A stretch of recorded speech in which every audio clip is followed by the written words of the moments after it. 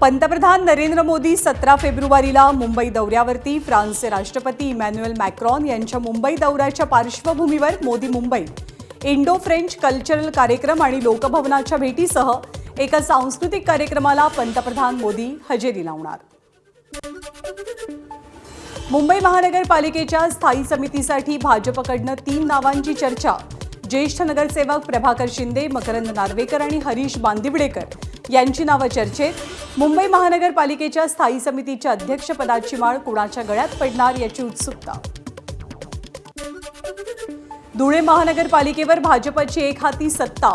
मंत्री गिरीश महाजनांच्या उपस्थितीत मायादेवी परदेशी यांना महापौर पदाचा तर ज्योत्स्ना पाटील यांनी उपमहापौर पदाचा पदभार स्वीकारला. पालघरच्या बोईसर पूर्वेतील दांडीपाडा आणि लोखंडीपाडा परिसरात उभारण्यात आलेल्या अनधिकृत बांधकामांवरती कारवाई. पालघर महसूल विभागाची कारवाई दरम्यान हस्तक्षेप करणाऱ्यांना पोलिसांनी घेतलं ताब्यात.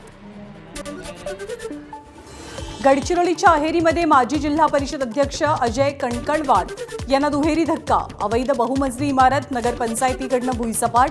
नगरपंचायतीला इमारत बांधकाम पाडण्यासाठी लागलेल्या 50 लाखांचे 10 पट म्हणजे जवळपास 5 कोटींचा खर्च भरावा लागणार. मुंबईच्या जोगेश्वरी पश्चिम परिसरात सिटी इंटरनॅशनल शाळा अचानक बंद करण्याचा निर्णय. शाळेत शिकणाऱ्या 600 विद्यार्थ्यांच्या पालकांना नोटीस. मनसे वर्सोवा विधानसभा विभागाध्यक्ष संदेश देसाईंकडनं शाळा बंद होऊ देणार नसल्याचा इशारा. सोलापुरातील शासकीय रुग्णालयात गेल्या 7 महिन्यांपासून एमआरआय मशीन बंद. अत्यावश्यक तपासणीसाठी रुग्णांना खासगी रुग्णालयात जावं लागत असल्याचं चित्र. नव्या एमआरआय मशीनसाठी ऑर्डर मिळाली असली तरी ती बसवण्याची प्रक्रिया अद्याप रखडली.